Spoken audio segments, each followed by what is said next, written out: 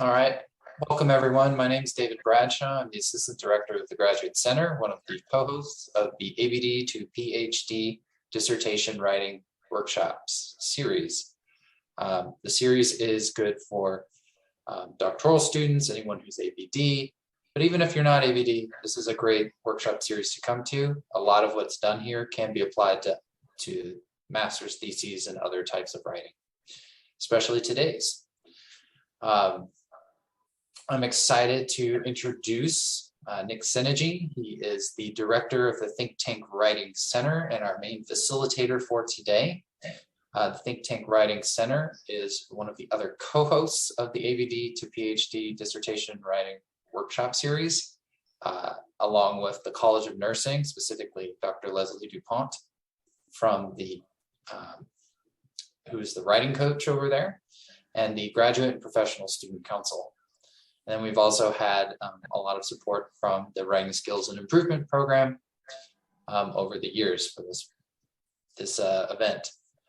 So with that, Nick, I'm going to go ahead and let you get started because I know there's a lot to go on there. You're welcome to add some more intro, but I can just also throw your intro link in the chat.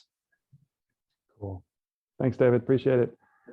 It's great to be back for this series. Appreciate this. We've been doing this series for a number of years now, and great to see some familiar faces as well. So for me, it's also been kind of a long week, as I know it has for a lot of y'all. So I'm just going to kind of keep moving and try to kind of keep the energy level up as we move through some super exciting stuff about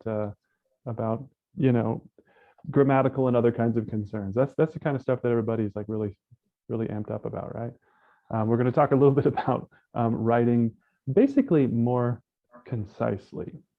This is formally titled Avoiding Wordiness, but I think there's some language here that overlaps with some other conversations that we have about sentence level kinds of constructions and things we can do to improve our kind of sentence level and paragraph level writing. So I'm going to walk us through a couple of slides and stuff like that. But it's only as relevant as it is you're able to sort of apply it to your specific work. So I have a few things to say about that in a second. But if you're up to it at the end of a long day / long last couple of years, and you wanted to turn your camera on, that'd be great. If not, no worries, I totally understand. But it keeps me from just making a bunch of really terrible jokes that just get progressively worse as I'm playing to a Zoom screen. So it's great to see y'all if that's the thing that you're willing to do. Let me share this real fast and we'll get started. So I'm going to go ahead and just move us over to this plan here. And if I can figure out how to see my screen, there it is. Okay, does everybody see this? You can see this the plan? All right, great. Thank you. So here's the plan. I wanted to take us through some concerns here that are fairly common concerns across a lot of different disciplines. So if you've been to one of these before, you've heard me say some things along these lines. The work that I do is to train tutors who are basically your peers. They're either graduate students or we have undergraduates as well, to be able to provide helpful feedback across a lot of different academic disciplines, which is kind of a challenging thing because, you're basically looking at a dissertation for some kind of engineering student, and then the very next session, you may be looking at some kind of Fulbright scholarship personal statement. So being able to kind of move across those dramatically different genres and disciplines is really critical to the kind of work that we do. So in both my consulting in that way and in the training, we have a couple of kind of key things that we like to keep in mind, and that's where a lot of this is coming from. This is the kind of stuff that we will, present to our folks and say, here are some ways of being able to move nicely between these different disciplines and genres, and also trying to pick up on some of the similarities and the differences, of course, across these genres and across some of these disciplines. So that's kind of where we're coming from. So the things that I have to say are going to be, we're going to start kind of general, but I do want you to as often as possible, let's pull it into your specific contexts. Otherwise, it's not useful, right? So if you're working on a dissertation, let's talk about your dissertation and how it's, how you're encountering certain kinds of situations. If you're working on other kinds of documents, let's talk about those here. And I'd also request that you, in a few moments, I'll give you a minute to do this, but actually like find the real document that you're working on. Just kind of pluck one from the wild, even if it's not something, maybe it's something that you finished already. And let's actually see if we can't dig in a little bit into the patterns that we see in your writing. Because part of this is definitely developing a bit of an awareness of one's own behavior and one's own writing. That's really key in terms of being able to, build a process or a set of processes around your writing to really kind of get the best out of it. So as often as possible, please drop your own examples, drop your own questions, the stuff that's relevant to your own writing. I guarantee you, whatever patterns you are finding in your writing, there are lots and lots of people who are doing those things both better and worse. So if you feel like you have a shortcoming, that's a sort of natural part of being able to, to kind of work and develop as a writer. Even really good writers need feedback and need to kind of be reflective about this process. So I'd encourage you as we're kind of moving through here to find a piece of writing, pluck one from the wild, and then start actually analyzing your writing according to these kinds of things as we're moving through. So in general, I want to talk a little bit about our framework. That's this, what matters to readers and audience. And then I want to pick out a couple of things that, again, I sort of see across disciplines that I find, that readers tend to find somewhat problematic and come across as wordy. And then I want to dip back into something that you might not have touched for a while, which is trying to actually remember what a sentence is and how it works in English. Because, there's this old sort of axiom in philosophy that, when you've reached a certain level of thought and thinking, asking those children's questions, again, have like these new meanings. In other words, those really simplistic questions we think we know, like what is a sentence, asking it at this stage in your career is actually really awesome because you sort of pull back yet another layer of that kind of complex onion of language. Complex onion of language sounds like a great memoir title, by the way, if you're looking for one. We're going to talk about like active and passive voice, for example, and then nominalizations and subordinated clauses as other examples of places that we can potentially trim. And if none of that makes sense right now, then good, we'll have some cool stuff to talk about. Okay, so here's how we talk to our folks. I would suggest that you begin to think about your own writing. It is not, well, here's an anecdote.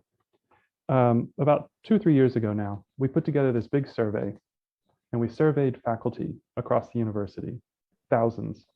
And of those thousands, hundreds responded, but a really good chunk, about 400 or so responded across a lot of different disciplines.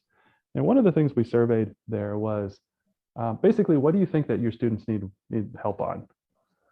And almost everybody said, oh, they need to write more clearly and concisely.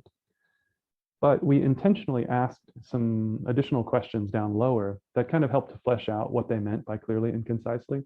And as you might expect, when you survey 10 different people about what clearly and concisely means, you get 10 different answers about what that actually means. Some people were referencing some idea of what clean English language needs to look like. It had a clear subject and a clear verb, so it's a sort of grammatical explanation. Other people said it expressed ideas very like discreetly, as in like one idea and then another idea and another idea. Another one was it was well organized. In other words, there are just lots of different ways of thinking about what clearly and concisely is or should be. So here's the way we like to think about it instead. Your audience is ultimately the keystone of all these considerations. And a really clear and detailed understanding of your audience and their expectations is ultimately the way to understand how the rest of these sort of interweave with each other. So for instance, I love the sort of really terrible, kind of humorous example of the word fat and the word fat, F-A-T, and the word P-H-A-T. And if you were to graffiti some of those words, or one of those words, it would be viewed as out of context. And if you were to write the other one in a paper, it'd be out of context. And I'll leave it to you to figure out which is which. But the idea is that the context and the audience, the perceived audience, is really key, even so far as spelling is concerned. And in the wrong context, a word that is spelled conventionally in another context would make it seem like you're being sloppy. So being aware of the context and the audience is super important for tone, for clarity. What constitutes clarity? What constitutes clarity in legal writing could be extremely obscure or obfuscating in another form of writing, even though I know that legal writers have a really well-articulated sense of what clarity means, following the case law, et cetera, et cetera. Same thing goes with organization. One thing that I like to think about a lot, kind of reference a lot, is that in other cultures, in other kinds of schools, and other kinds of schooling, things that we would consider pretty fundamental are quite different. So I had a student from Chad one time in a composition class, and she wrote me this beautiful essay that had the thesis statement at the very bottom. And I talked to her about that. I was like, this is wonderful, but you really need to move this thesis statement up to the top. And she was extremely uncomfortable with that because she'd come through all of these French colonial schools, basically. And that's the way that they were taught to do it, that you arrive at your thesis. You don't just throw your thesis out there at the beginning. In other words, the audience really influences the way that people are interpreting what good organization is and what nice, clean, and linear organization or otherwise some other organizational pattern. Same thing goes with word choice, and we've talked about that, and then spelling and grammar. So we get a lot of people who say, yeah, in faculty, oh, I just want them to have at least clean spelling and grammar, except for what is considered even what is considered grammatical. Those rules are slightly different depending on the format and the style. So a lot of times when we're offering feedback on like dissertations and things, we'll have to pivot even for questions of grammar to the journal. And we'll say, well, is this supposed to be intended for a particular kind of journal? What are their style, like their points of style? And you can go to the journal style guide and they'll have advice or guidance on whether the Oxford comma is a thing or whether it's okay to separate, a verb and a subject with an adverb or something like that. Like they'll have like some detailed spelling and grammatical kinds of guidance. Does this make sense to y'all, or does this seem foreign? And by foreign, I mean unfamiliar. Okay, cool. Well, if you feel like you like something is a little counterintuitive and you want to talk about, oh really? Oh yeah. Hey Edwin, what's up? Yeah, it came up in a tutoring session. Absolutely. Yeah, because that's how we train our folks to do it. The idea is being able to really attune to what kind of audience we're talking to, which is a challenge. And one of the reasons why we're structured the way we are in terms of the way we do our tutoring is we generally try to get students to meet with a lot of different tutors so that way they can start to internalize or better understand what these various audiences might have in the way of expectations. That said, there are some things that are in common. Have you ever seen the little playful, it's sort of like what do they call those? Like an optical illusion where somebody shows you a paragraph of words, but each of the words, the order of the letters has been swapped except for the first and the last. Have you ever seen this at all? It's a fun little exercise. But the idea is basically you can take a word like the word automobile, and you can keep a few of the letters in place and scramble a lot of the stuff inside, and people can actually continue to understand what the word is. Because the juxtaposition of those letters, especially the beginning and the end, gives them enough information to be able to just kind of read right over the fact that the interior is scrambled, right? I like to think of our concerns about writing and about organization of this stuff in those terms. Probably the most important feature of writing, of our writing, after we've sort of drafted it, is to go back and take a look, for instance, at the paragraph location. There can be a ton of errors in terms of spelling and, grammatical, syntactical construction, all that kind of stuff. But if people are able to follow a general trajectory of where we might be going and kind of piece some things together, they can infer a lot of information. So when we go back to look at some, drafts and things that we've generated, a lot of times we like to keep this kind of stuff in mind. Because if you can kind of work your way down this line, then you're sort of progressively zeroing in on sort of more and more detailed concerns that ultimately for the reader are probably less and less important. Now that said, many of us have had people who just fixate, particular instructors who fixate on your word choice. Everything else they can kind of ignore, but they're going to like really ding you for some particular word because that's leaping out of them as some kind of noob error, you know, some kind of like novice error. So this is a sort of general idea of like how people kind of, you know, interpret or work through these kinds of documents or whatever. But there are obviously some exceptions to that we have to be attentive to. In other words, the audience really determines how people are kind of interacting here. Okay, so here's what I'd love for you to do. I'd love for you to take a minute and go put your hands on some piece of writing that you've got, that you've been working on. Doesn't have to be long, doesn't have to be short. I mean, it can be any kind of really anything. It would be nice if it had some paragraphs though, that we could kind of look at a couple of different paragraphs through various things. So let me give you just a minute to do that real fast. So please go get it and then pull it up in a kind of a separate window.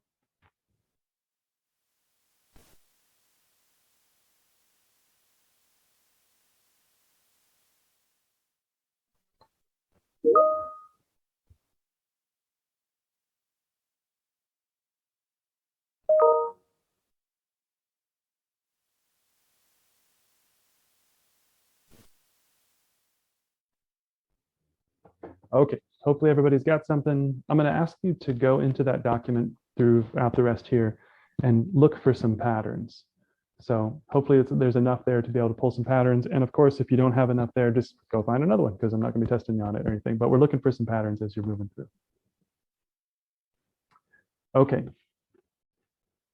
So here are the sort of general, this is like almost like a little table of contents for what we're about to go through and talk a little bit about.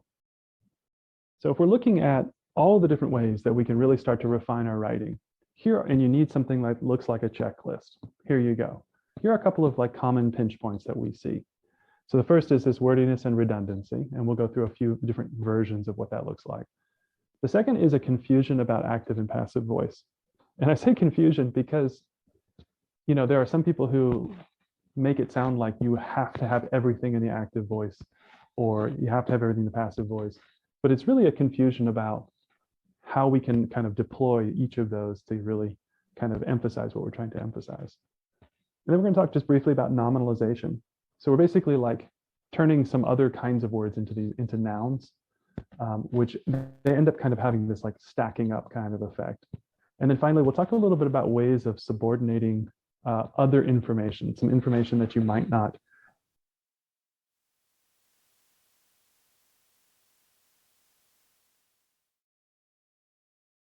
So before we move on, it would be helpful to kind of know what things you find to be challenging or what you think is maybe your biggest point of development yet in terms of making yourself a little bit more clear and a little bit more concise in the way that you are writing. So what are some things you notice in your writing, perhaps in the document you just pulled, but maybe just stuff that you know of or you've received feedback on? Drop it in the chat, or if you don't mind, go ahead and just tell us.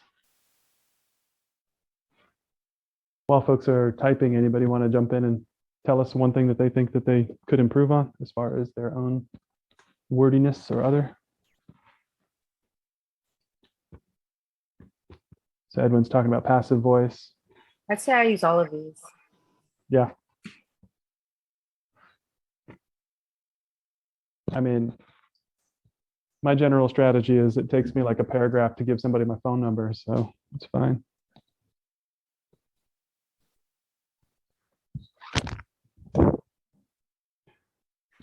Why use one word when 37 will do? Okay, well, as we move through, if you say, hey, that's me, that's something that I do, drop it in the chat so that way we can make sure we take this as an opportunity to be able to address those concerns. Exactly, yeah. I find that people get to graduate school and there's an expectation that you already know how to write because you got to graduate school. And so then nobody talks about actually how to do it because you're in graduate school now and you clearly have already been, you know, like somebody's already said, oh yeah, you can do it. So, all right, so let's start with this redundancy thing. So there are a couple of things that really give us some indication that we're being redundant. The major kind of breakdown is this. We'll find these pairs of words that have become kind of like colloquialisms, just like these little phrases that people have incorporated in their speech that will duplicate in writing. So that's one key thing we should really recognize. We speak in ways that when transcribed into writing seems, has all of these kind of features about it that are wordy. They're viewed as wordy in that respect. Or breezy maybe, which means not like snooty and academic enough, right? So one of those things is that we sometimes in conversation will use these pairs, these redundant pairs, and we'll go through those in a second. Same thing goes with modifiers. So we're trying to emphasize something in speech by like heaping on all of these different words that kind of modify whatever we're trying to talk about. And we can do that, and it's totally acceptable in speech because we have all these nice gestures. We can like, it was like, it was so, and it was like, and you're like, meanwhile, interpreting through my gestures that it was apparently like this, whatever that means. But then when we go to write it out, all of a sudden those modifiers become really unwieldy. Same thing goes with detail. One of the really challenging things about graduate level writing, I would say particularly in like literature reviews, is actually knowing what level of detail to include. Because you can continue to rabbit hole down one particular, until you're basically just recapitulating somebody's whole book. And that's not really what we're supposed to be doing. We're supposed to be synthesizing, right? So there are layers of detail that we have to be attendant to. Where do we stop? These meaningless modifiers, I think it'll be best just to show what these look like. And then with the passive voice and then the obvious stuff, I think there are some other considerations. And I like to think of those in terms of visualization, how your reader is actually visualizing what you're saying. Let's talk a little more. So here's our redundant pairs. Here's an example. Science depends on true and accurate data to offer theories that enable us to advance forward in a safe and cautious way. So hopefully you're already attuned to the fact that we have several different, Sherry does this. Okay, yeah, I did this too. So we have several different sets of redundancies here, right? So the question that, and I would say, if you're not going to take anything else from this, take this. Here's an approach. We can actually test our sentences. We know how our reader is going to come to our sentence from left to right, top to bottom. And so what we can do is we can actually hold in our mind each of the components, science, and then depends, and then we can start testing. And we can ask ourselves about things like redundancy. We can ask whether science can truly depend, which is a kind of relationship that I want to talk about in a little bit. In other words, can the subject do the thing, the verb, that we're asking it to do? Because you see in some developing writers, some younger writers often, that they'll say like, science hangs on every last word of blah, blah, blah. And you're like, okay, that's either really creative or just kind of like the wrong use of a figurative language, right? So we can actually work our way through a sentence and test each of these elements. And if we did that, we would be able to see that true and accurate may or may not really be adding anything additional to true. And that's what we need to be testing. Every word that we have here should probably add something in terms of specificity or detail that is important or necessary in the sentence. If I kind of pivot to like fiction writing, for instance, writing novels or poems or other kinds of things, I like the language that they use there to describe words earning their place. Each of the words we have needs to earn its place in the sentence. Otherwise, it doesn't really need to be there, So I want to pause really fast. I just offered a kind of framework for being able to go through our sentences, which is that testing idea, and we're going to come back to that a lot. But I also want to just get one thing straight really quickly. When do we do this kind of stuff? When do we look for these redundant pairs and all these other kind of detailed sentence level stuff? When in the process? Yeah, Kamali, I think that's totally right. So like, there are these layers, right? There's this generation or invention stage, which is the very beginning. Please don't do this at that stage because you'll find yourself just self-editing the whole time and you'll never actually move forward. There's a way in which when you do this enough and you start to think about sentences, you do kind of do a little bit of that without being able to impede your forward progress. But yeah, definitely in a late stage. And I would say revision for me takes up like about 2/3 of the whole process. Invention takes up about 1/3. So one of the later stages of revision is when I probably go to do that. And this is probably somewhere that's very near the end for me, very close to like, the final polishing. So I say that just so you don't stop your forward progress, right? So advancing forward, of course, is another version of this, and safe and cautious. So you can do the old philosophical trick, like, is there a way to be safe without being cautious? Well, yeah, I guess there is. Now, am I trying to make that distinction here, or am I just trying to say safe, or am I just trying to say cautious? Like, you can start testing that language and see if, which is actually voicing the idea that you're really looking for. So here's some doubles. Full and complete. And I mean, I think we can understand what full and complete and tried and true and each and every, what those things are trying to do. Think about politicians, for instance. This sounds really nice and round. And when you say, I've offered up a full and complete report about the blah, blah, blah, you're like, dang, that must be a really substantial report. It's both full and complete. That's amazing. It would be funny, though, to like kind of change it up and be like, I've offered a full and incomplete. It just doesn't, but like it's an empty thing, right? It's like a sort of rhetorical gesture that really actually doesn't really hold up to scrutiny. Same thing goes with true facts and all these other things. Like these are basically just ways of kind of adding, trying to add some kind of rhetorical, I don't know, roundness to something that is really just redundant. So this is one that I find myself doing all the time. I find that thinking about how I'm presenting particularly new ideas is actually really powerful.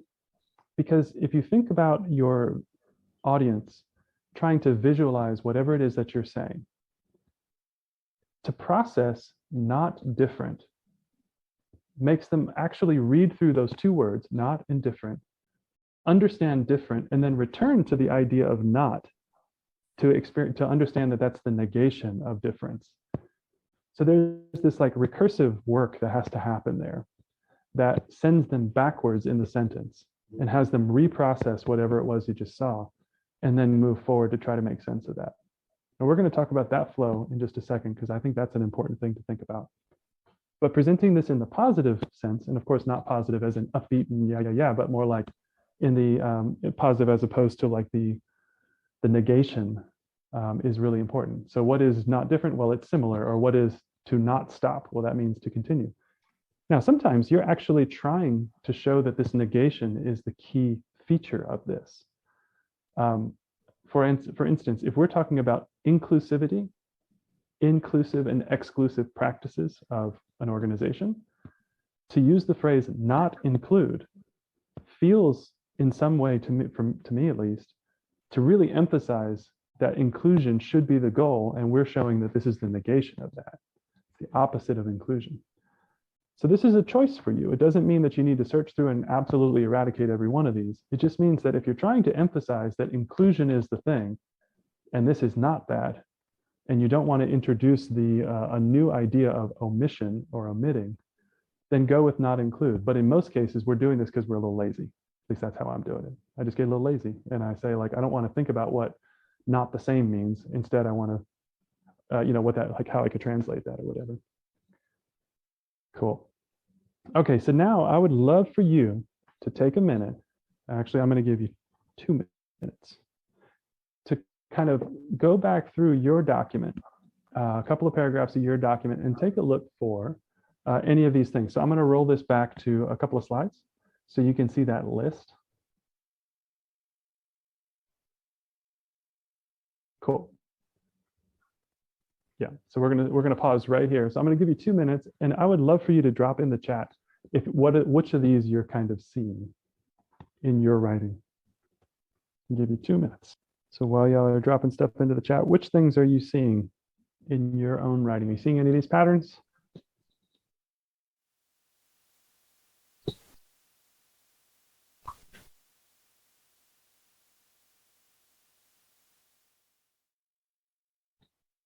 Oh yeah, that's a really interesting, Edwin. One, yeah. So this is a great example of one where I feel like having some kind of disciplinary or practical understanding of what's happening is really critical. And I love this about this particular process. So what I would ask, of course, of myself and then of you, if we were talking about this, is like, okay, is diligent collection different from accumulation in a way that would be significant? And we would start to test this. We would say, like, okay, what if we just said accumulation? Like, would that actually be, would that characterize what you're doing there, basically? So what do you think? Do you think it is truly redundant, or do you feel like this is two different facets of the work that you were doing?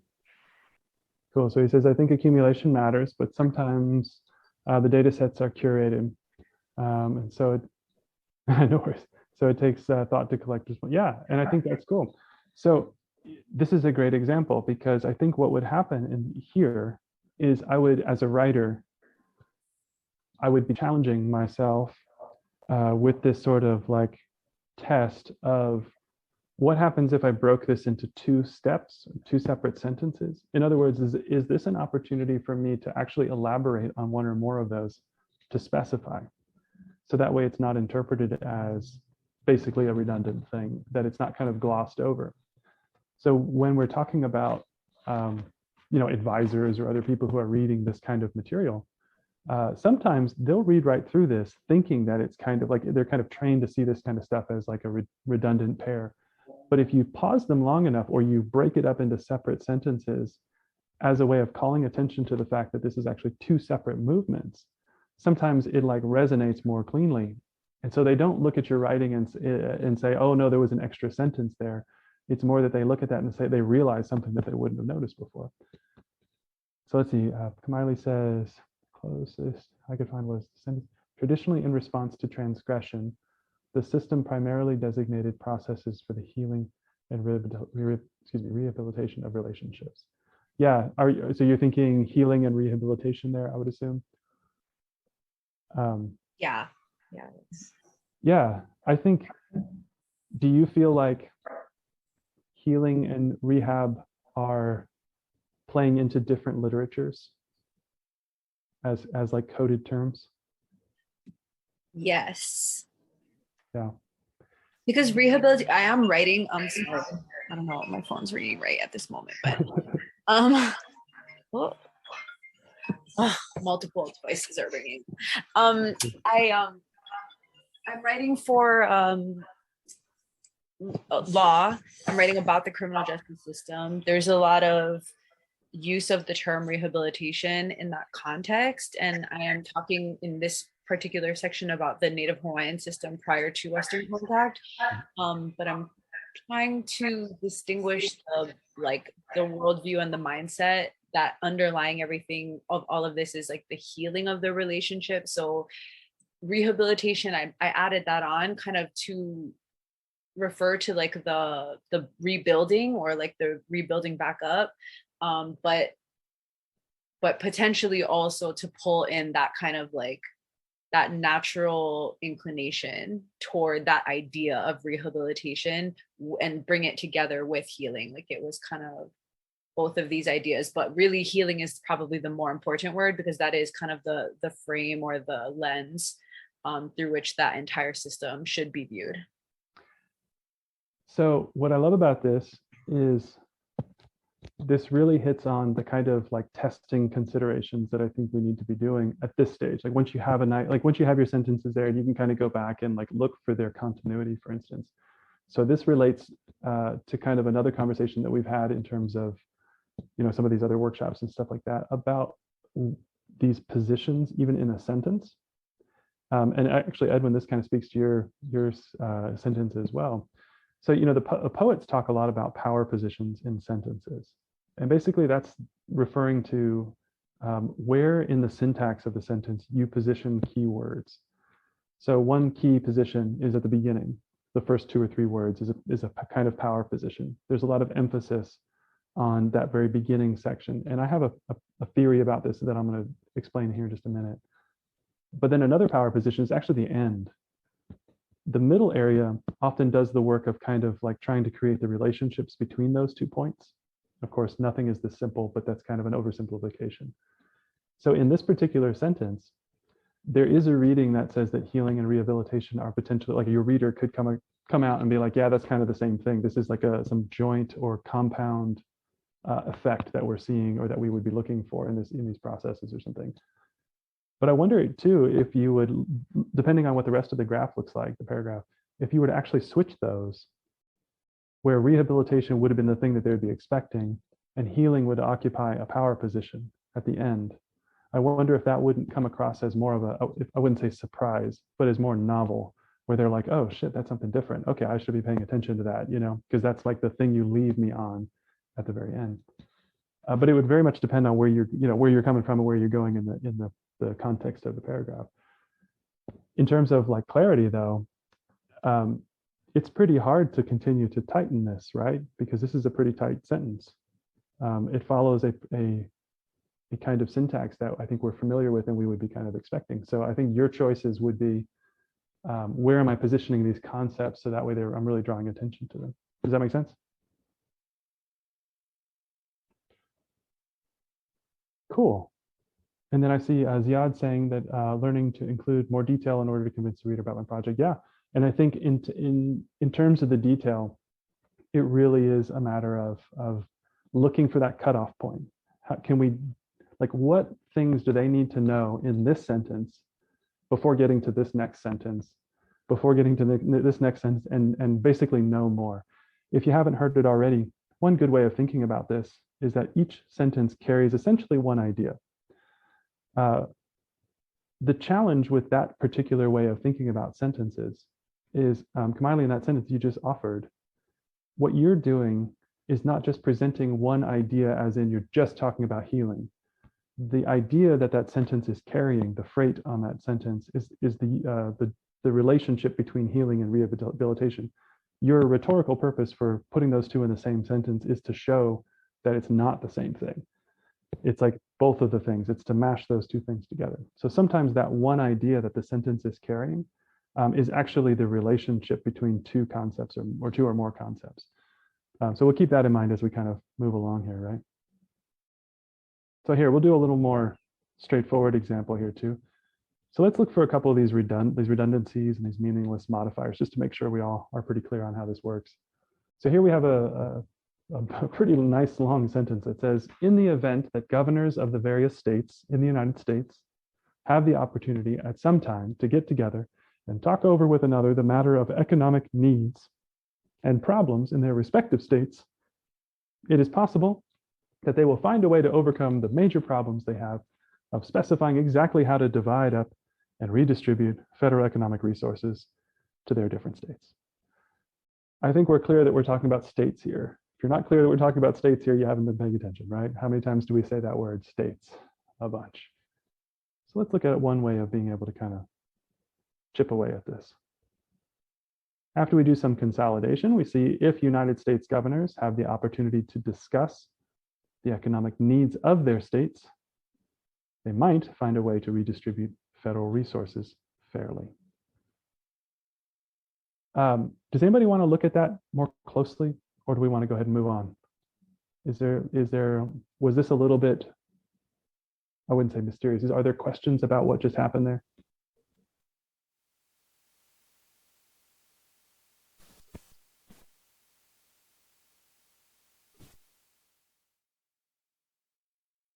I have a question. Sorry, Yeah. I didn't get to like really read the whole first time that it was there, but did you change the order of the appearance of things in this one? Yeah, I think Like so. kind And of let me like see what if I you were can. saying, like I'm trying to like look for when people reorder things, like where they put them and why. That whole power position thing you were just explaining, like, is something that has kind of eluded me as a concept. And I think I've been trying to think about it in terms of like when looking at like passive sentences, for example, like people say that if it has a purpose because of the emphasis, like you want to place the emphasis on this thing that you're putting in this position, then it's an appropriate way to write the sentence. It just shouldn't be too overly used. as a sentence structure, but yet I struggle with that idea because I don't really like truly feel comfortable with like the placement of things in positions for purpose. And so yeah, like when I'm looking at my passive sentences or active sentences, I couldn't necessarily say it whether like I'm trying to emphasize something and it needs to be in that way in order for that emphasis to come off, if you know what I'm saying. So like in looking at the way other people would edit a sentence like this, and if they move things around, like maybe that can help me kind of understand that. Yeah, for sure. Let me pull it out of context real quick, or out of off the screen. Hold on. So we can actually take a real look at it here. I'm gonna drop this in the chat. Actually, you know what? I should share this on. Hang on a second.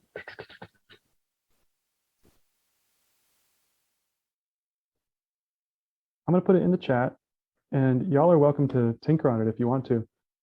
You can copy it out of the chat, put it into like a Word document, and just kind of mess with it. And what I'm going to do is do the same thing. Oops, I'm going to do it on a Word document real quick. Okay, I see now that the order is not changed.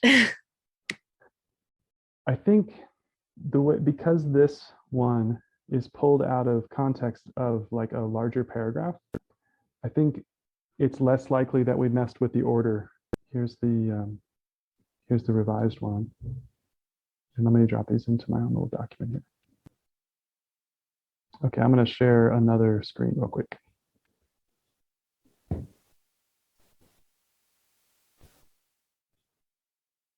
So here are the two documents. Let me make it a little bit bigger.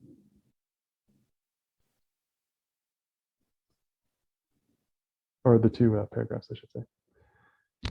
Okay, so one thing we did, can everybody, you can see this, right? You can see the Word document?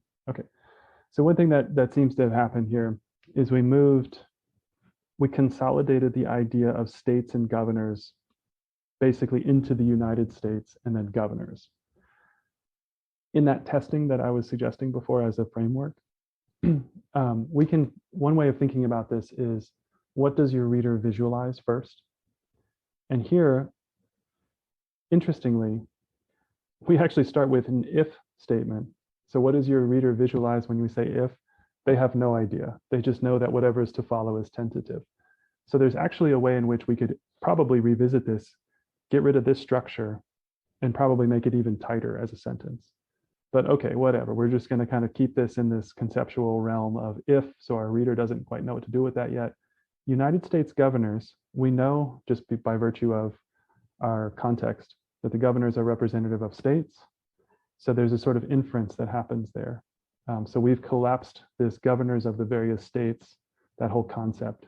And then we've also like taken this in their respective states and consolidated all of that basically into just that United States governors idea. Have the opportunity to discuss the economic needs of their states. So we come back to that once there, but specifically around modifying the economic needs. And then they might find a way to redistribute federal resources fairly. So we've basically like jettisoned a lot of ideas. These ideas are generally auxiliary ideas. If you think about it in terms of images, maybe that's even easier. So here in this original sentence, we have in the event. Somebody is imagining an empty event. They don't know what kind of event yet, but like, okay, it's a thing, a temporal thing that occurs. And then we have governors of the various states. Okay, so then there's this image of like maybe a state, like a US map with like people representing these various things in the United States. Okay, now it's definitely a US map. That's like a whole new layer. And then have the opportunity is this sort of like ambiguous possibility that might occur. So far we've had a lot of ambiguities, this possible event, this possible opportunity. And by consolidating a lot of that stuff down or getting rid of it, the reader is not having to like imagine a lot of empty kinds of events and opportunities and stuff like that. We've sort of streamlined the number of images that are sort of moving in front of the reader's kind of, mind camera, to use a terrible figuration there. Does that kind of make sense as a way of thinking through like some of the decisions that are being made here?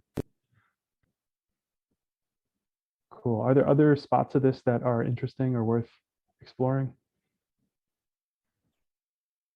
made a comment about not starting with an if. Uh-huh. Is that like a general rule that we shouldn't start with an if or use sparingly? Yeah, you'll find that I subscribe to very few general rules. Like, but I feel that anything that puts more work on the reader needs to earn its place. So if you start with if, you're asking the reader to imagine or to hold in mind something that you're about to say, and then put that to work in some other way. So here's the way I read this.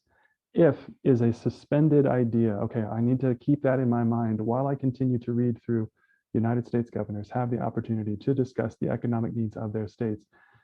Then I hold all of that information in my mind until I reach the word they, at which point I can then activate the if that I suspended. Does this make sense? Which is not to, it's not to say it's not worth it. In this instance, what it did was it allowed us to trim all those other ideas down into this pretty simple if then kind of statement, which is a familiar pattern for people. So that's not that bad. But what I am saying is you would want a sentence like this at a point in your paragraph where you were really driving something home. For instance, you could imagine a political speech where a politician wanted to say, if we don't do this, then this other thing will happen. They do that because it's a very evocative kind of pattern or a figuration of doing things, a kind of rhetorical strategy, But if we're just kind of doing that because we don't want to do the work of like reformatting this into another sentence structure, it could easily put undue kind of work on the reader to get through this stuff. Does that make sense? It does. Thank you. Cool. Well, let's pivot back to that, some of that other stuff here, because I feel like I've got this little, it's kind of a heuristic that might be useful. Let's see, nominalization. Yeah, okay, well, we'll talk about this first though. Give me just a second. Let me make sure I'm sharing appropriately. Still learning how to share. Okay. So before we get to my little model here, let's talk a little bit about these nominalizations. So this is something that, academics are just awful at, right? I include myself in this. If we can turn our, some kind of fun word into a mint or a schism or an ism, was that Bob Marley line? Ism or schism scene or whatever. If we can do it, then we're going to try to do it. We're going to try to name it because a lot of people get academic credibility this way by naming something. They're able to add MENT to the end of a concept, and next thing you know, they've got tenure because it's their new word that they've coined, these kinds of deals. But if you add these up in a kind of string, it feels like you're saying something, but it ends up kind of collecting and aggregating in a way that ultimately introduces some lack of clarity and just kind of superfluity. There you go, that's a fun word. So here's an example. The requirement of 2 extra courses was unnecessary. What we've done here is we've delayed the actual verb of the sentence. So let me say that again. We've added the requirement, which feels like a verb, required, right? To require. But what we've really done is actually just delayed the real verb in the sentence, which is was necessary or was unnecessary, right? So somebody, in the same way that I was describing earlier, the reader has to actually hold on to the concept of the requirement. And actually they're holding on to the requirement of 2 extra courses. They have to hold on to that whole concept before they can ever do anything with it, which is understand that it was unnecessary. So here's a revision of that particular sentence. Requiring 2 extra courses was unnecessary. Now, I would actually argue that there are still better ways of doing this because we're still using this ing. It's yet another nominalization, really. Or it's a pseudo nominalization because it's not technically, we haven't turned it into a true noun, but it's this like fun little additional kind of add here to before we get over to the actual verb in the sentence. So here's some stuff that we can do to kind of reduce it. We can take a look at this particular sentence here, or sentence. In fact, let me give this one to you in the chat.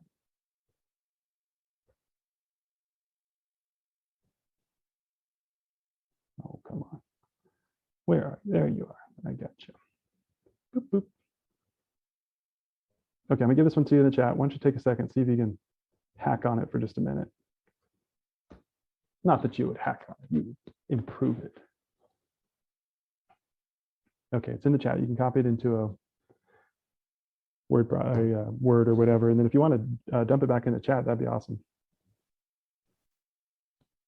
So in Edwin's revision here, one thing that comes across really nicely is that if we think about that power position conversation we were having a minute ago, the power position here is very clearly early identification of ASD, which, I mean, this is not my field, but based on that paragraph, feels like probably the most relevant thing, right? Like that kind of really elevates that into a position where people are going to notice that and hold on to that particular concept.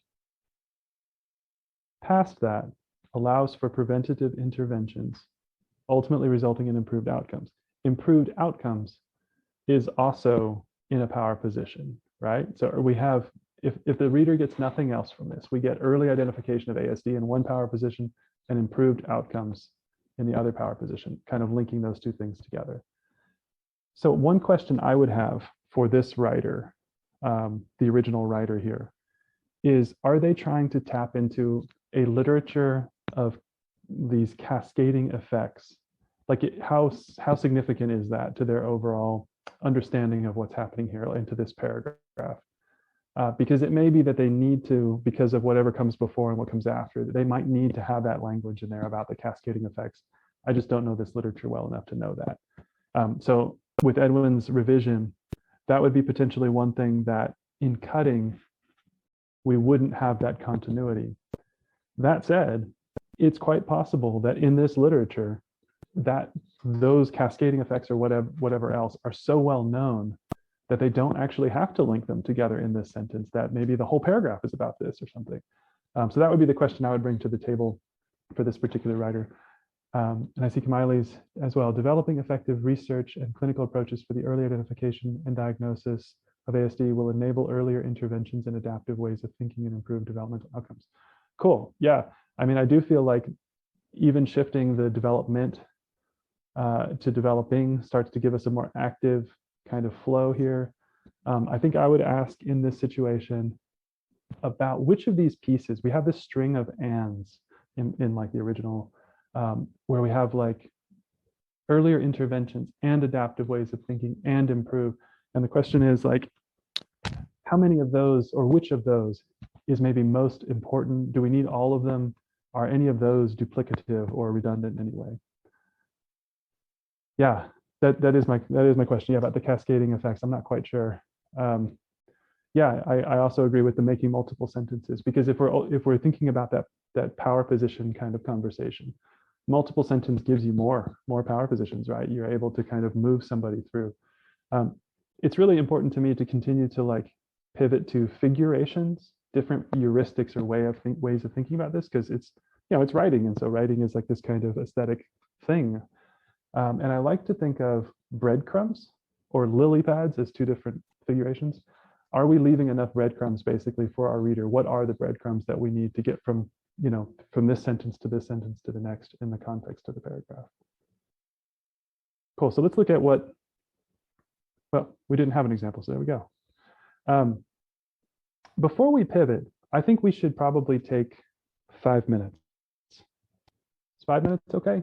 Can we take until 5:37, 38 or whatever, and do a quick little bio break and check back? Okay. And go over some ground that, again, maybe you feel pretty comfortable with, but I want to kind of offer some additional layers here. And just, again, I think there's a lot of value in revisiting some of this stuff with, your experience now, because how often do we get to do this? So I want to talk a little bit about English and the basic sentence structure in English. Which is to say that like I grew up in this particular context, Houston, Texas kind of context or whatever, and this is my understanding of English. There are many different kinds of Englishes, but I'm thinking about these sort of broad patterns of syntax. Our basic structure that I'm familiar with, at least, is this subject-verb-object structure, right?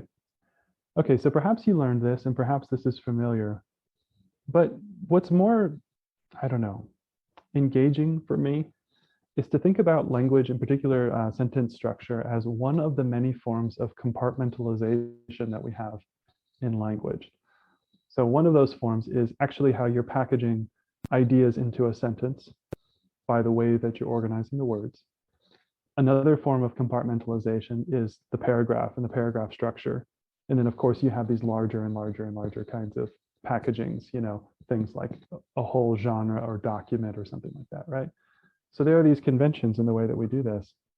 But I actually think that thinking about sentences as folding or packaging really helps us understand how we can present them to a reader in the right kind of arrangement. So that way their whole meaning is more intuitively kind of reached. If you see a closet that's very well organized, you have the ability to kind of stand back and understand that the closet has hats and the closet has shirts and blouses and the closet has ties, and you actually are able to like get these larger kinds of meanings when the compartmentalization is very clear and clean and kind of identifiable. So I like these figurations because they challenge me to go into my writing and try to see if this is true of my writing. Like, how have I gone in and actually packaged this information? And could I like group different things together to actually have the meaning come across more clearly? So two of the ways that we think about this are in terms of clauses and phrases. So clauses are like the larger pieces here where we have both a subject and a verb. So basically that expresses, or it can express, a fairly complete idea for us because we've taken a thing and we've activated that thing. And we can do that in a way that's sort of self-contained, in that it doesn't need additional information in order to really make sense. Or we can do that in a way that's like not very self-contained, that it actually needs some additional contextual material to be able to really understand what's happening. And then sometimes we just have strings of words that add something or don't add anything, but often they just add something to like what we're trying to say. So we think of those in terms of phrases. So here's the way I like to think about it. This is an English sentence, right? A very basic English sentence. Can anybody think of a more condensed English sentence? And can you drop it in the chat? In other words, is there a shorter English sentence that is a complete sentence?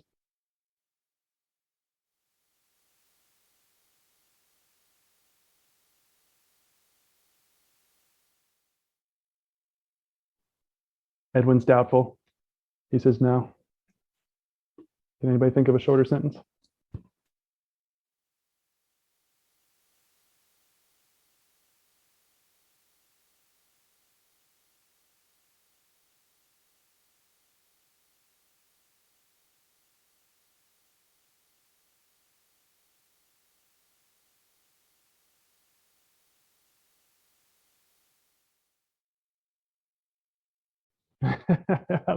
I really like that.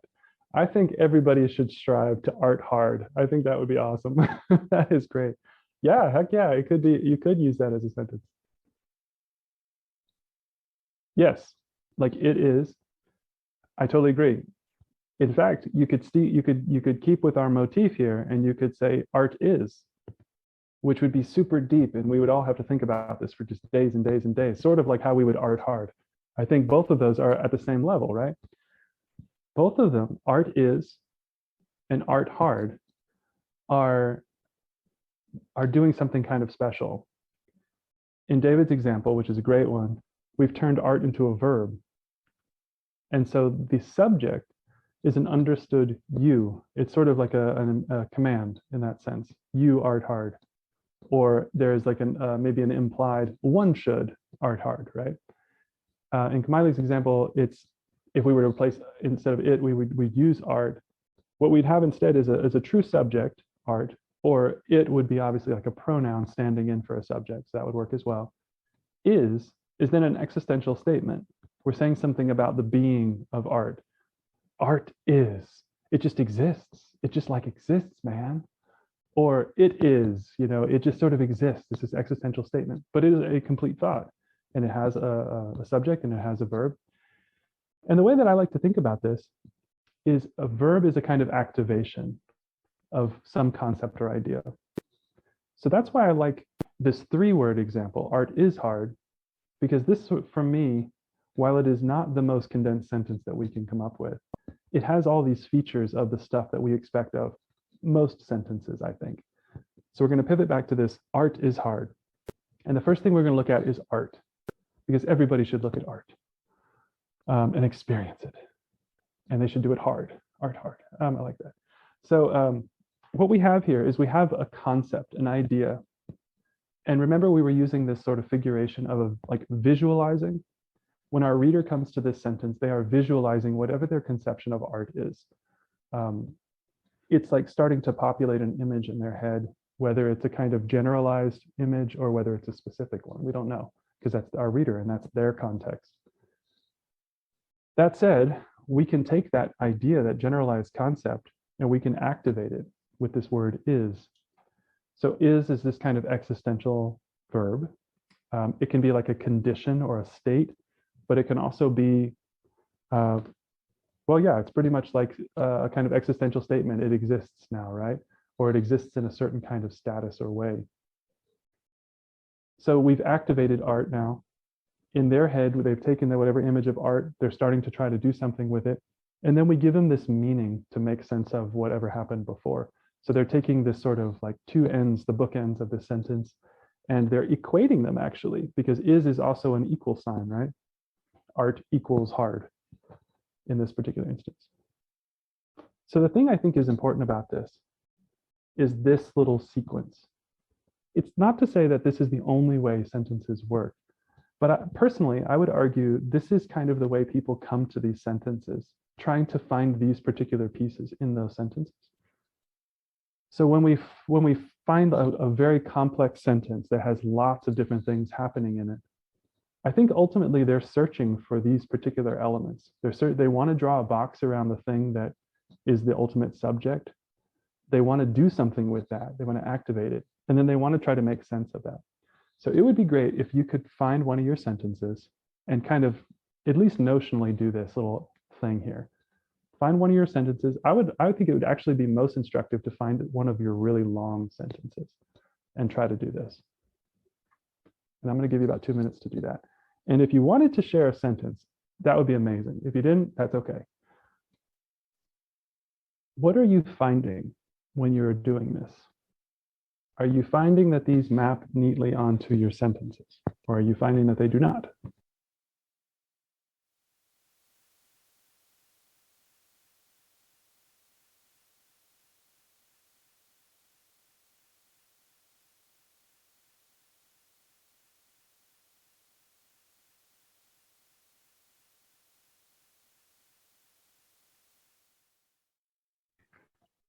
I see a no.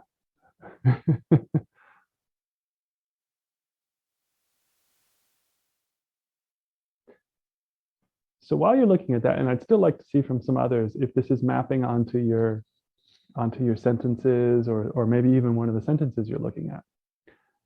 I should offer, this little bit of clarification too. We're academic people doing this kind of scholarly pursuit thing.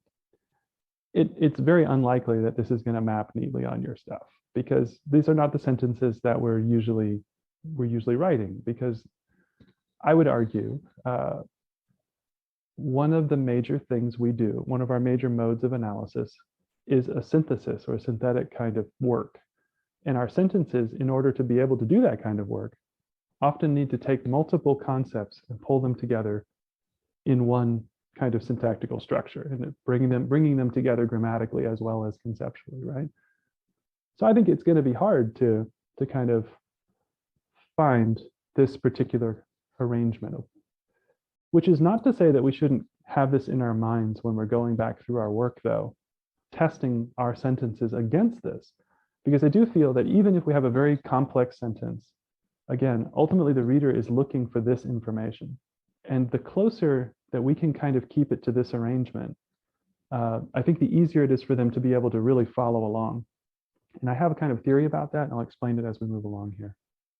Let's look at some sentence stuff. So we know that a sentence, you probably, this is pretty rote by now, voices a complete thought. I would offer the little asterisk there and say, remember that a complete thought, though, sometimes is actually the relationship between multiple thoughts or two thoughts that creates like a new thought. It's this unity. You're saying in one sentence, you're actually linking up multiple things because you're saying that they're alike, or you're saying that they're unlike each other, or you're saying that they're different from each other. And that has now created a new thought. So you do need grammatically an independent clause in order to make a complete sentence. And that's what we were just experimenting with art is hard and art hard, right? Depending on how we're viewing that. And we know that an independent clause contains these things.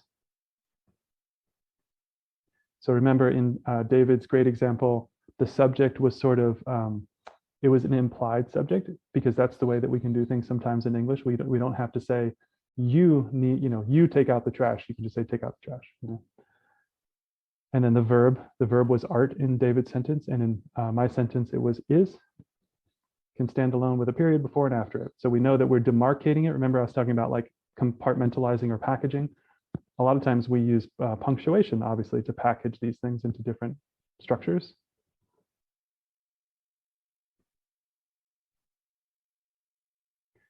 One of the things that happens a lot is we get lost while we're trying to write through some of these sentences. We'll start a sentence with like although, intending to have a second part to it, but we'll just kind of forget to write the second part. So sometimes, you'll see this in your writing and other people's writing because you're like, you're just like trucking through your thoughts here. And sometimes you forget that you'd kind of started to deliver up a two-part sentence and you kind of forgot the other part. That's really what that's talking about there. And then we can categorize these sentences by these other ways of thinking about them. Like, are they simple? So here I have an example. Recent research supports Hill's argument because we have a basic subject, research, right? Supports is our verb. So research, the idea of research is activated in the reader's mind. And then we're trying to make sense of that. Excuse me. Research is activated in the reader's mind by the word supports because we know that the research is doing something. And then we have Hill's argument as the kind of like meaning. Now, I would argue that this, depending on the context of the paragraph, you could even make this shorter or tidier if you flipped the sentence around. Because this is actually done in a kind of strange way where it's making the reader think about the research first. And then you're saying, then you're talking about its relationality to Hill's argument. But if you switched it, without and keeping the same verb, you would find yourself in a passive tense, which we'll talk about in a little bit. So it's, I think, a constant kind of set of questions about what you're really trying to prioritize. When we're talking about sentences, though, we can also do this in this compound way, which is to say there are multiple subjects usually, and often multiple verbs as well. Recent research supports Hill's argument, but the case remains controversial. So if we were to do our little art is hard little schematic, we would have research supports, argument or Hill's argument, and then we'd have case remains controversial as a secondary or an additional, little set of stuff. And then we have these complex sentences. Although recent research supports Hill's argument, the case remains controversial. Okay, so don't interpret what I'm saying as you need to always have simple sentences that resemble art is hard. What I'm saying is we have these different tools or these different ways of being able to present this information, and we need to match the kind of sentence or syntax that we're choosing to the kind of information we're presenting at the right point in the paragraph. So just as a quick little writing point, one thing I like to think about is sentence alternation or variation, which is to say that if I am writing and I want to build something, like I need a line of argumentation or a line of explanation that needs to ultimately culminate in some kind of complex thing that I'm trying to get across.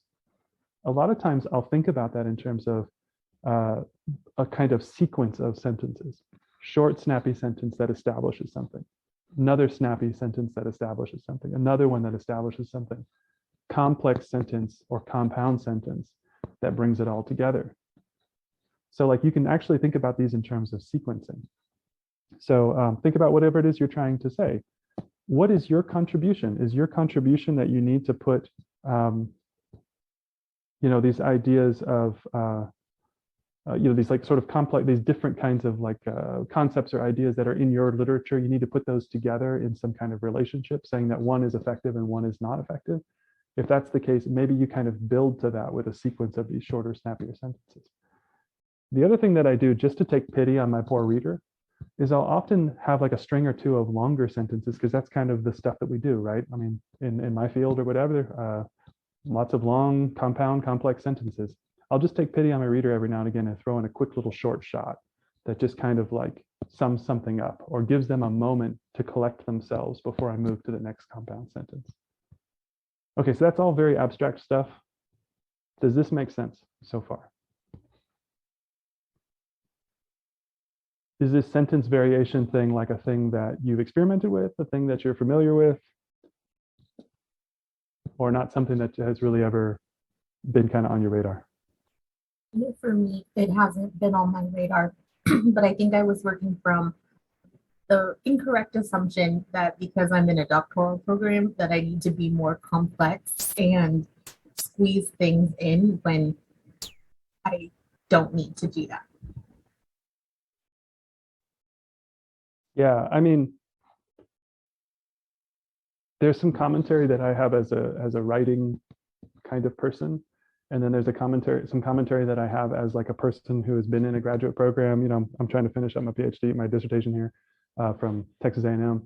One thing I've noticed, some disciplines really just totally pride themselves on wanting to have very kind of bad writing, to use a shorthand term, long, complex writing that makes them feel like they're doing like some real hard, heavy work.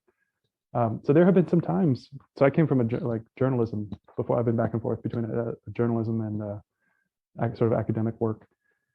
And like I've sort of been both. I've kind of caught it from both ends. As a journalist, my work was sometimes called too academic, and as an academic, yeah, exactly, that's right. And as an academic, I've been accused of writing in a breezy way, which is code for they can understand it. So it's, there is that sort of element of how reflective is your audience about their own writing and about what good writing really is. Or are they so steeped in a particular culture that they have a particular way of viewing this? That said, I'm your advocate, and I feel like these tools need to be at your disposal, and these are your choices, and you're going to be able to kind of like judge based off on your own audience. Because I mean, writing is thinking at the end of the day, and to be able to clarify your thoughts through this writing, I think is super important.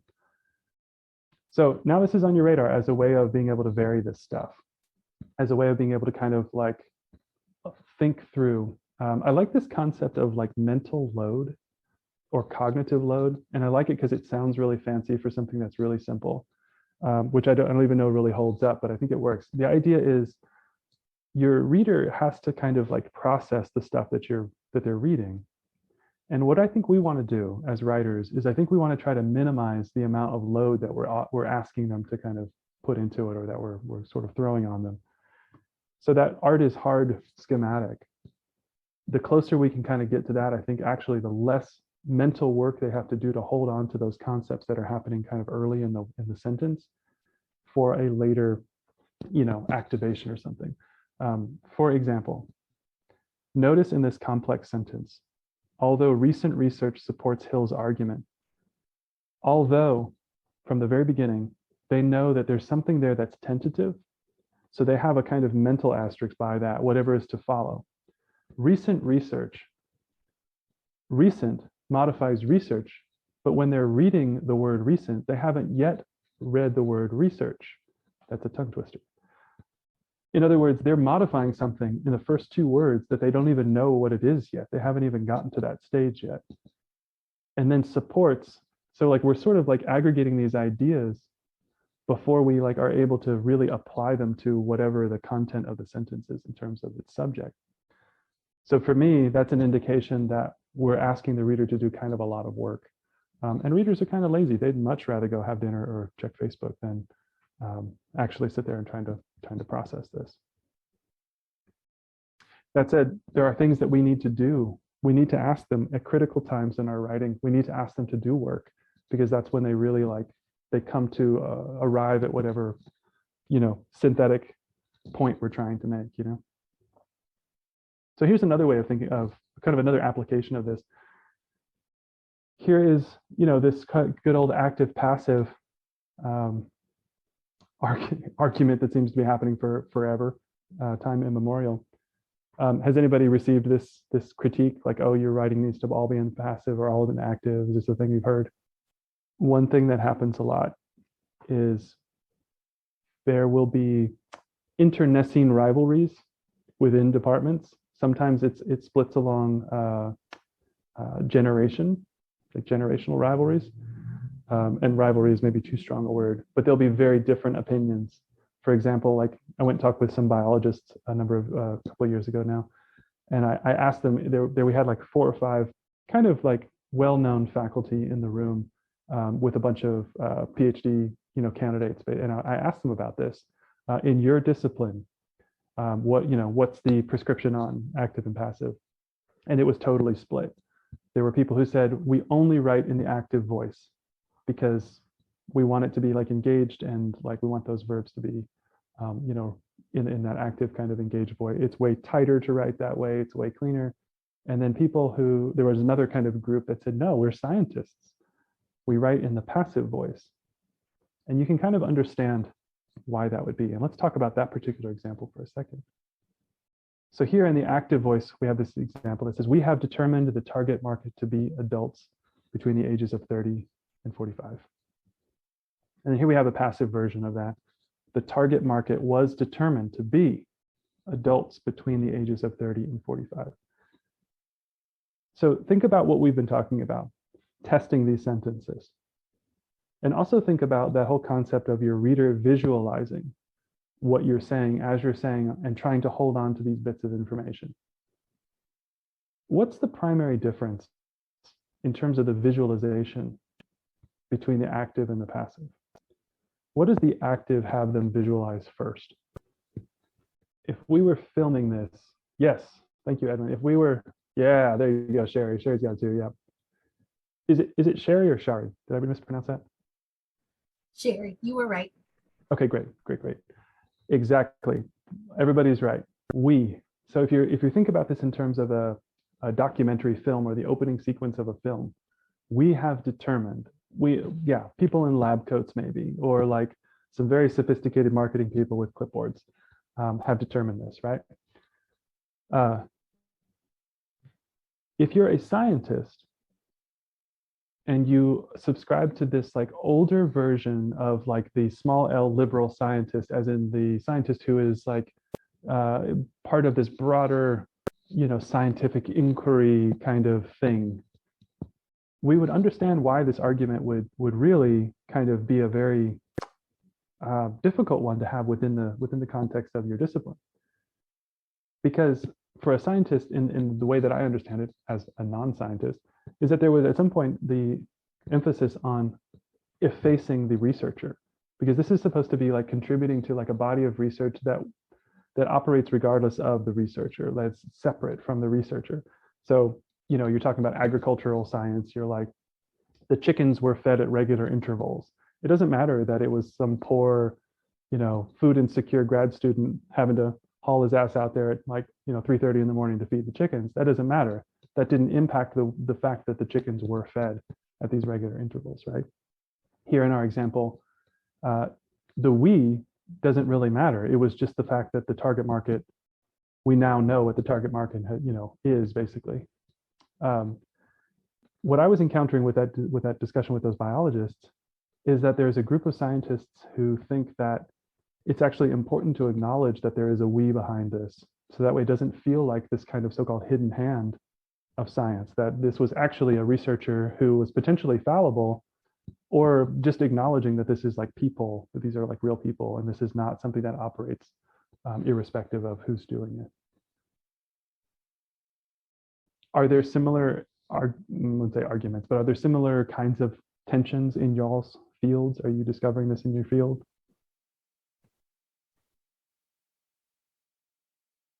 I would say one thing that I noticed in law is that generally, like in practice, I see a lot more passive voice, and I think it's more like the intention is to be more technical, more like stating it is or it isn't, and just being very like black and white, especially when they're looking at kind of like factual presentation and legal presentation versus their argument. Like, but even in the argument, it's like they want to appear like this is like it's not my opinion, it's what it is. You know, that's like how the argument is essentially, like that's the tone of it. Versus in academic legal work, it's a lot more narrative and fluid and artistic. And I think I see a lot more active voice in kind of like the journal writing. That's fascinating. Yeah. I mean,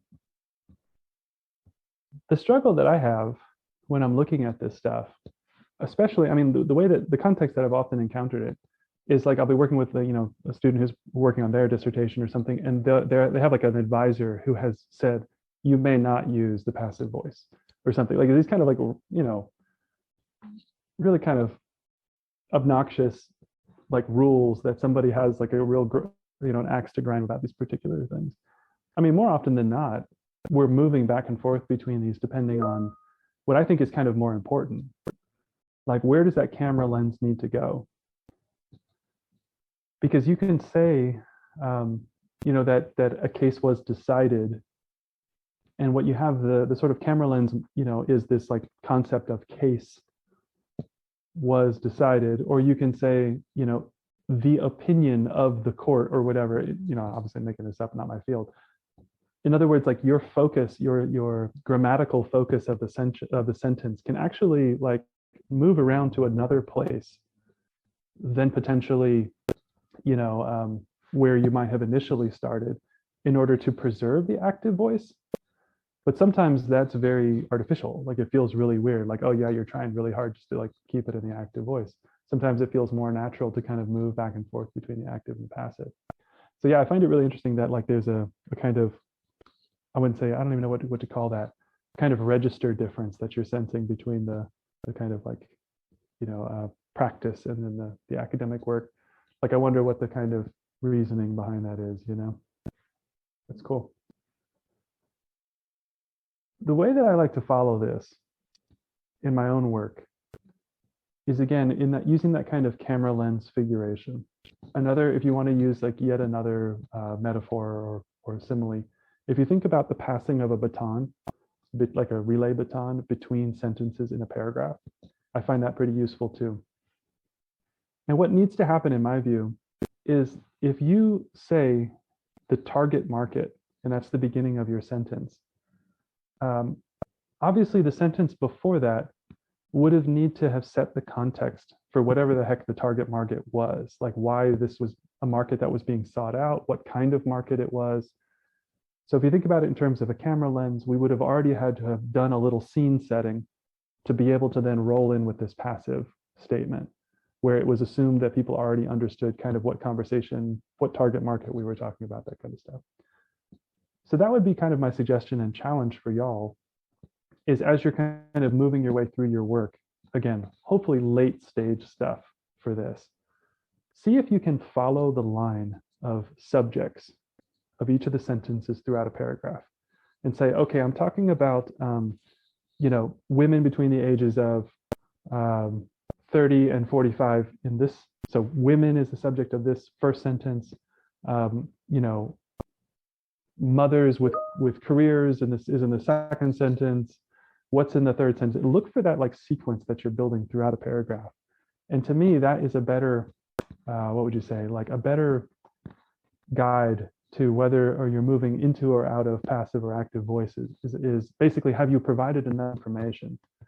Because it really does shift how the reader is sort of coming to this sentence and this set of ideas. Sorry, that felt like kind of long-winded. Speaking of wordiness, I was just going to demonstrate wordiness a little for you. Does this make sense though? Before we kind of move through or move past the active and passive, is there anything that you wanted to pause on here? Because sometimes this is a little unclear for folks. Do we want to do any more examples or anything like that? Edwin likes the baton example. Yeah.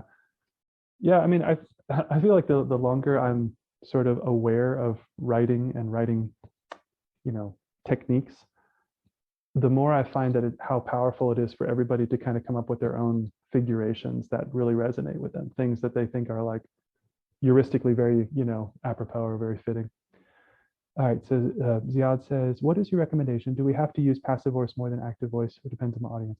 Yeah, so I think when you're moving your way through a piece of writing, particularly like a dissertation, the first thing you need to do is actually get a pretty direct sense of this from your advisor, and just make sure that they don't have any kind of big overarching, well, I don't know what you want to call it, say hang-ups. There we go, hang-ups about like active and passive voice. Some people do. This is just something they're like, no scientist writes in the passive voice or whatever. They'll say stuff like that.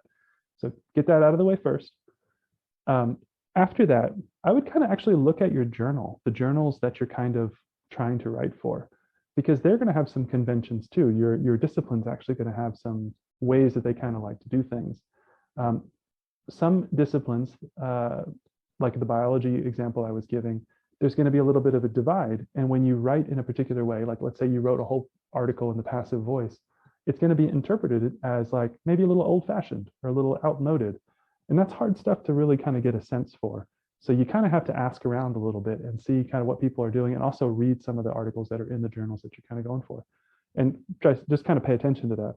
And then if you still don't have any guidance after all of that, like if none of that really is very conclusive, then I think you do what I suggested, which is, see if you're able to present for your reader in the context of a paragraph enough context, which is usually done in the active voice, to be able to then include some passive statements. I think it's always going to be a mixture, because that's the way we talk. We talk in active and passive ways, depending on how we want to, what we want to emphasize. So I'll leave you in terms of this conversation with one more little example. One of my favorite things about Spanish, the Spanish language, is that a lot of times, things that are kind of like, I wouldn't say accidental, but maybe accidental is a good way, are kind of done in this passive way that I really, really love. And it reminds me a lot of this active and passive consideration in English. So for example, I didn't lose my keys. The keys kind of lost themselves. The keys were lost, in other words. And I love that. It's this kind of like, like it's not my fault that the keys were lost. The keys were just lost. And I love that. In other words, there's a lot of actual, there are a lot of layers to this active and passive kind of conversation. It has a lot to do with the emphasis you're trying to put on something. Cool. This is a great question to keep in mind. Who's doing what to whom? Because active is always going to be really privileging or emphasizing the actor. And then passive is really interested in what thing is being acted upon. If you think about our art is hard example, it's like taking the hard part and putting it up front. Okay, let's go ahead and just keep on trucking here.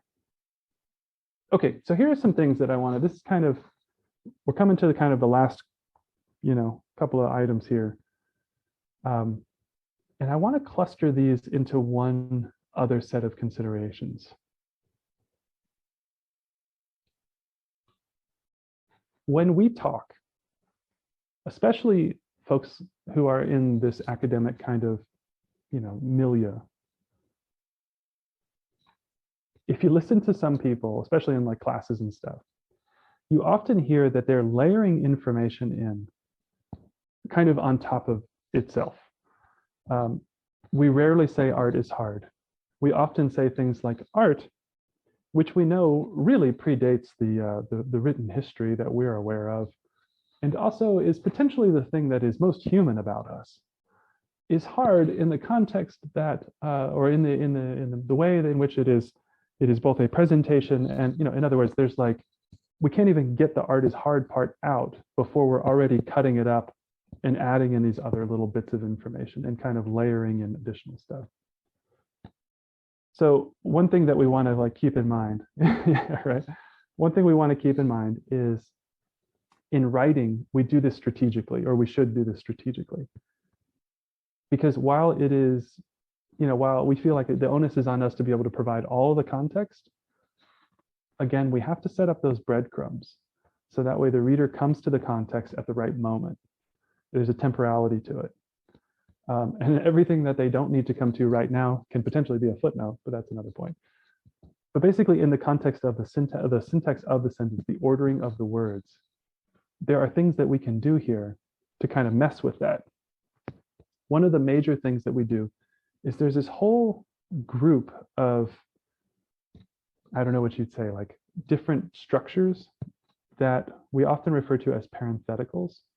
Let me see if I can get down to this chat here. I'm sorry, my mouse is invisible. Okay, so I'm going to write this in here in this chat. Parentheticals. This is a fun word. Not everything that we're going to talk about here is a parenthetical, but I want you to know that when I use that word, this is what I mean. Parentheticals are kind of like things, information that we layer into a sentence that would be like between parentheses. It's like an aside. Like if you've ever seen a stage play and you've seen an actor who's in the middle of a scene lean out to the audience and give like additional information when they're directly addressing the audience. This is how I like to think of parentheticals. So for instance, if I were to say art, which is the nature of all humanity and the only resource that we can't truly ever buy and sell, even though it has been, it has been commodified, is hard. All of that additional information between art and is hard is a kind of parenthetical. It's me stepping out of the flow of the sentence to add this additional stuff. So sometimes we have full-on parentheticals like that, and sometimes we include some like two parts instead. So instead of having it buried in the middle, we've kind of like split up the parts. So here's an example of some additional information like that. Although it is a relatively young city, St. Petersburg has a rich history. So what we've done here is instead of interrupting our flow of St. Petersburg has a rich history, we've added this additional information at the beginning. And we've signaled that by using the word although, but we're still layering this additional information. The second example, on Mondays and Wednesdays, parking is difficult to find around ITMO University, which means I take the metro and the bus to get here. Here, we've kind of slapped that additional information kind of on the end. But we've done this in a weird way. We've added the which, and we've added the additional layer of information as a kind of parenthetical.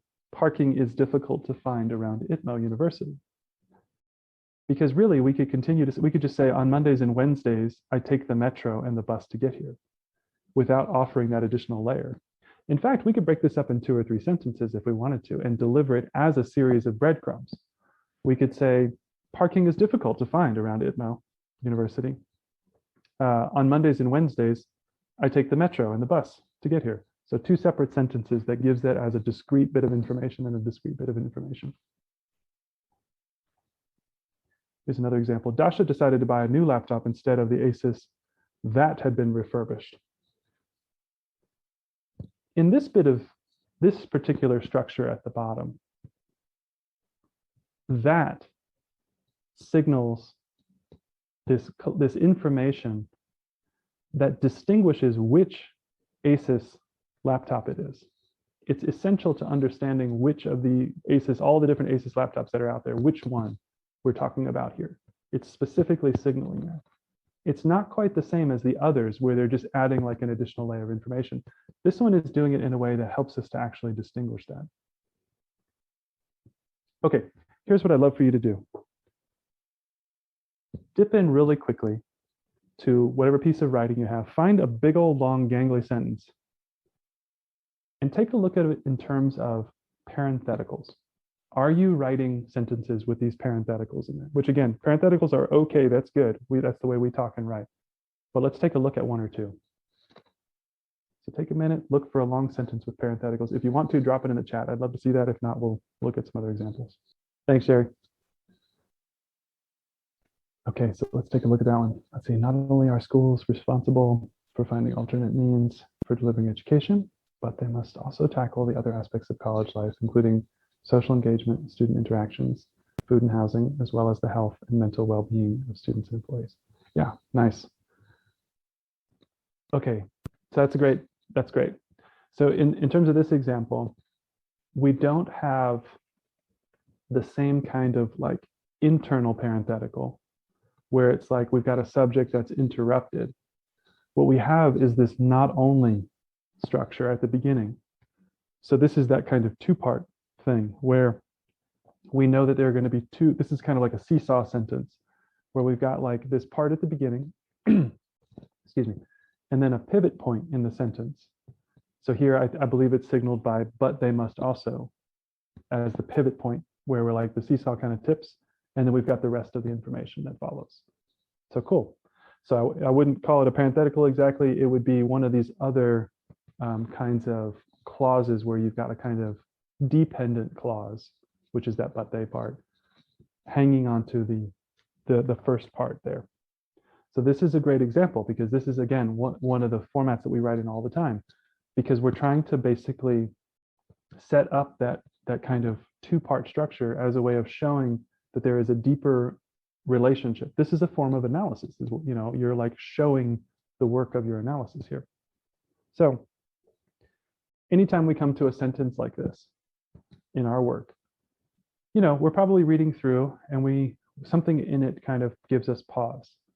For instance, maybe we're like, okay, this is kind of a longer sentence. Or maybe it's that as we're trying to read through it, we're trying to hold on to the pieces of information as they're being served up. So remember our kind of art is hard idea and the fact that we're going to kind of test this, and we're going to look for that whole cognitive load thing. How much work are we asking from the reader? So not only are schools responsible, as a phrase right there, for finding, all of this stuff so far is kind of additional information that we haven't yet like really settled into our actual, like the actual sentence, the guts of the subject of the sentence. That said, this would mark a nice transition potentially from the sentence before that established this kind of very thing, right? In other words, that whole beginning, you know, clause could basically just be functioning as a transition from the sentence before. The real guts of this sentence starts, but they must also tackle. So tackle is a nice active verb. The other aspects of college life, and then we have a list. Now, the fun part about lists, like you have here, social engagement, student interactions, food and housing, is in the way that the reader comes to a list like that, as long as it's kind of packaged with the punctuation like you have here, commas, we can make this list as long as we needed to. One thing that works really well about your particular sentence here is that your list doesn't ask the reader to necessarily like come back at the end for the rest of the sentence. I'm sorry, that's kind of unclear. If all you're saying is basically they must also tackle, so that's your subject and your verb, that they tackle, and then you could basically list out just dozens of things and that would work just fine because your reader has already processed the sort of major action of the sentence and now they're just aggregating stuff after that. So that part of the sentence I think is working really nicely. Cool. Do you have any thoughts on that, Sherry? It was ready to be skewered, so I appreciate your words. Yeah, no, it's a good sentence. And I think the way that we handle this stuff too is like when we strip them of their context, you know, there's no like objective thing that we're looking for, no formula thing that we're looking for. Everything that we have to say about it is definitely about like, well, it really depends on what comes before and what comes after, you know. How do you feel about this? Do you feel like it fits nicely into where it lives? Yeah, I think it was a good example of I thought I was too wordy in there by just packing too much, but to hear that an outside reader was able to make sense of it, that makes me feel better. So as long as I'm using the right conventions to help the reader along, then I feel better about understanding that part. Yeah, no, it's perfectly interpretable. I think what I would be, if you want to do it in a kind of like instructive kind of fun, if you're in a good place to play with your language and you want to tinker on it, there's always stuff to do. And we can always just kind of like have fun. One of my favorite exercises when I was in journalism school was we had one of our professors was like, okay, write a profile. Now go through and make every sentence under 25 words. Okay, now we do that. And then go through and make every sentence under 20 words. Okay, now under 15, now under 12. And once we reached like 8 words, you would definitely notice that what you were saying was being changed because you were having to constrain it too much. In a sentence like this, what I would do is I would ask the not only part, to me, like signals there's a negative concept here. Is there a way of rephrasing the not only part of that sentence, so not only and all the way through education? Is there a way of tightening that up conceptually? Or are we going to spend more time doing that than we are in like, kind of unnecessarily? So like that would be kind of what I'd be playing with, because there's a lot of this that you really can't do much with, like the list. I mean, to some degree, if that list is the accurate list and the salient list, that's the one you got to have in there, So that's the kind of stuff I'd be playing with. But I also think that it'd be great just as it is, as long as it's in the right context, Sorry, that was not the clearest explanation, but okay, so Kamali contributes here. During this transitional period, the death penalty emerged as a punishment for certain egregious transgressions, those that harmed the greater society or natural environment. Cool. So what we have is during this transitional period, so this kind of prepositional kind of phrase that's hanging out, and then the death penalty. So now we reach the sort of guts of the sentence. The death penalty emerged. So this is another example, like Sherry's, with a nice strong verb. That's something that y'all seem to intuit naturally, but that's not something that everybody understands. That you can actually get a lot of punch out of a really nice strong loaded verb, like emerged. I think that's a good example. Or tackled. So the death penalty emerged as a punishment for certain egregious transgressions, dash, those that harmed the greater society or natural environment. Cool. So this is another one that adds a little additional information kind of at the end as a kind of like added layer. There are it's hard to kind of find places to really get a crowbar in here to try to like tighten up, because I think it's pretty tight as far as it goes, especially in this context where I imagine you're transitioning from a historical context into, a broader conversation about the punishment and the nature of the punishment. So what I would do is I would look at, for instance, that additional statement, the those that harmed, is the dash going to be an acceptable thing within your particular style that you're writing? I was told on an occasion or two that, oh, the dash feels very magazine-like. And I'm like, yeah, okay, so like, all right, you mean like I can read it? Okay. Yeah, I really struggle with punctuation, especially mid-sentence. Well, obviously, mid-sentence punctuation, or like, I feel okay about semicolons and like knowing kind of like when to use those. But yeah, between like M and N dashes and colons and stuff, like I'm kind of leaving those for a later time to think about, and just putting what I have, what just the way the thought is coming out, like for now. Absolutely. I mean, I think that makes a lot of sense, because again, you ask 10 people questions about those things and they'll give you a lot of different answers. Yeah, I gotta like look at the conventions I'm just gonna ask my advisors about a lot of these things, because conventions are all over the place. Yeah, I agree. I do think like, publications have the most stable set of conventions. So like if you, for other disciplines, APA, MLA, those kinds of things, they've got those larger handbooks. But, even in my discipline, so I study literature, I've written a book that was in Chicago style, but my disciplinary convention is MLA. If I were to write a writing center article, it would be an APA probably. So like even within like these writing kinds of fields, there's just these little subtle variations, and the dashes would be acceptable in some contexts and some not. So it's really just kind of hard to say, you know. So as far as the sentence goes, I mean, I feel like this follows a nice flow. And I feel like the centerpiece of the sentence is actually the guts of the sentence that we would want it to be.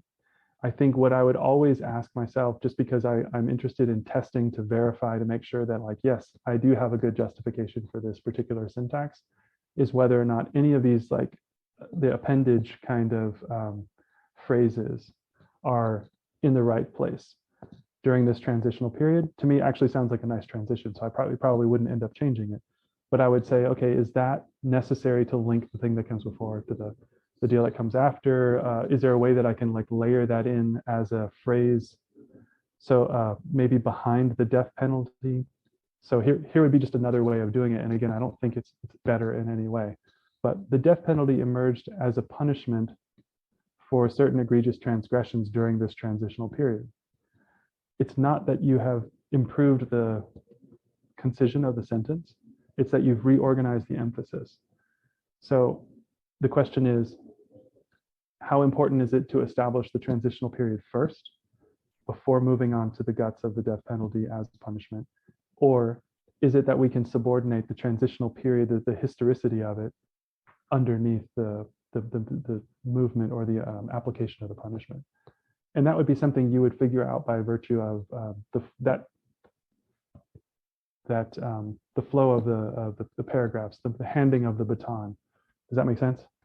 Yeah, I think I need to spend a lot more time kind of like analyzing and doing what you're saying. I think this is a really good comment, because again, like I said, like reordering things like feels very confusing to me. Like I don't necessarily see how it like changes the meaning or makes something more or less like emphasized, but I like a lot of the metaphors that you used today as well. And so I think that kind of helped me understand. And when you were saying like, what's the first thing you visualize? So kind of like, what do you want them to think about first? And then what do you want to do with them to do with that information?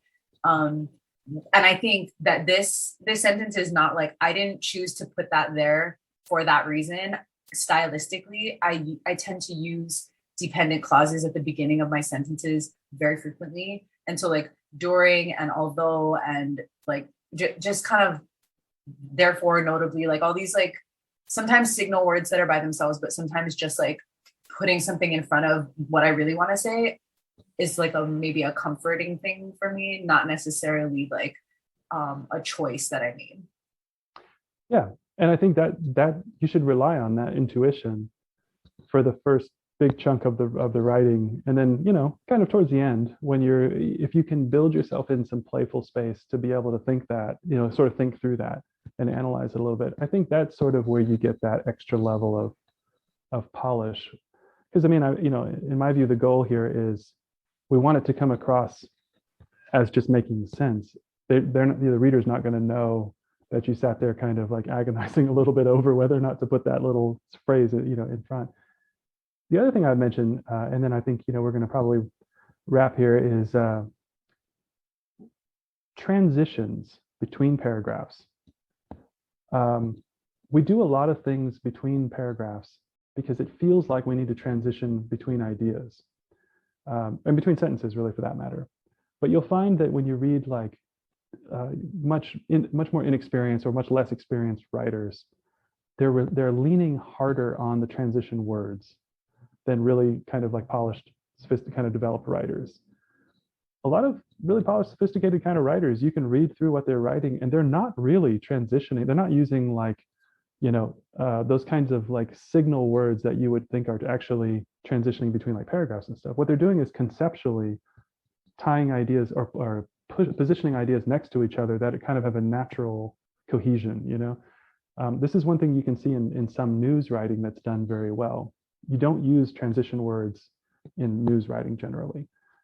You generally just drop like, here's a paragraph, and then you immediately hard edit into the next paragraph. But you can see in actually some pretty good academic writing, sometimes they'll do something that's more along those lines, where the transition will be just kind of natural because the concept of what's actually happening is so closely related. So I wonder in this particular sentence, obviously I don't have the benefit of the rest of the work here, but I wonder if you're literally not just signaling that this is a transitional period, but also kind of like mentally transitioning between whatever you said before that and then this sentence. And I wonder if you experimented with moving that or taking that out, would you still be able to fluidly move through it? You know, are you, I don't want to use, I'm going to kind of overemphasize the point here. Are you crutching on that clause first as a way of moving between sentences that are actually pretty well related, you know? I don't know, just a thought, because it does not, I do not read that like as like, oh God, you know, this is what's happening here so clearly or whatever. But it would be cool to you know, since you're kind of at that wordsmithing stage, like go through and see like, oh, what if I pulled this out? Would it still work, you know? Well, hey y'all, this has been a lot of fun, and I appreciate you offering up stuff for us to you know, diplomatically skewer and otherwise. This has been it's really great, like actually some really good writing, and I'm really glad to be able to have, you know, talk with y'all about some of this stuff. One thing I'll mention too is that the idea of being able to internalize some audiences is super helpful, and finding the right audience at the right stage is really important. So when we're talking about some of these things, you know, some of these things can really only be answered by talking to a couple of people in your field. And I say a couple of people because remember that a lot of the folks who are in like, especially like PhD kinds of advisor positions and stuff, a lot of their writing knowledge came from their own experiences and interactions. And that's really valuable, but it's not always like the fullest understanding of like how all this stuff plays out. So checking in with, you know, a couple of people and kind of doing your own kind of aggregation of some of these tips, I think is really helpful. And then of course, looking at the journals and other stuff of record in your field. And then the other thing is just getting other smart readers. You know, we've got a bunch of folks over there at the graduate writing lab now, which is super cool. So that's over in David's building there. It's at the Graduate Center. But we've got some of our graduate tutors over there who are offering feedback on writing.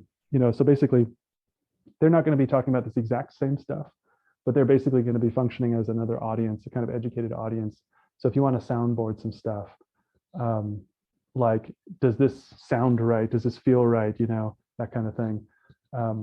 I think they're the kind of folks who would be able to be like pretty perceptive and receptive to whatever you were kind of interested in, but you can steer them in those conversations. Like, I'm worried that I'm worried that like, you know, I don't need some of these phrases here. Is that something that I could take out? Would it still make sense?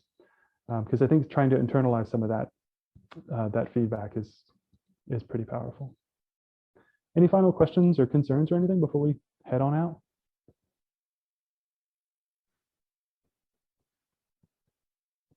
Cool. Well, hey, it's been a real pleasure. I'll hang out here for just a second too, in case anybody's got any stuff. But great. Thanks, yeah. I appreciate you. Thanks, Sherry.